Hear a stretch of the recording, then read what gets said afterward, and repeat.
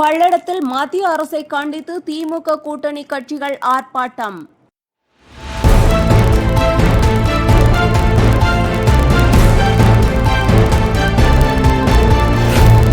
சமையல் எரிவாயு தட்டுப்பாடு மற்றும் விலை உயர்வை கண்டித்து மதசார்பற்ற முற்போக்கு கூட்டணி சார்பில் கண்டன ஆர்ப்பாட்டம் நடைபெற்றது. ஆர்ப்பாட்டத்திற்கு பல்லடம் மேற்கு ஒன்றிய திமுக செயலாளர் எஸ். கிருஷ்ணமூர்த்தி தலைமை தாங்கினார்.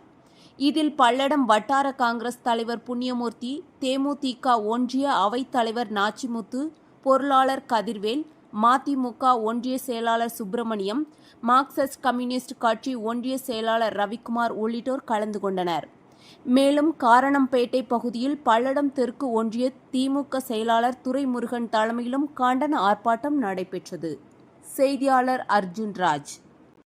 அவர்களின் நல்லாட்சி தொடர ஒவ்வொரு திட்டங்களையும் முட்டுக்கட்டை போடும் மோடி அரசை கண்டித்து இந்த ஆர்ப்பாட்டம் நடைபெறுகிறது.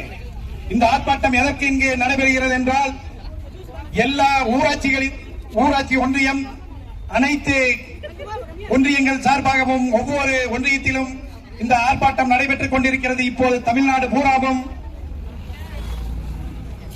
ஆயிரக்கணக்கான இடங்களில் இந்த ஆர்ப்பாட்டம் நடைபெற்றுக் கொண்டிருக்கிறது. திருப்பூர் மத்திய மாவட்டத்தின் சார்பாக பல்லடம் மேற்கு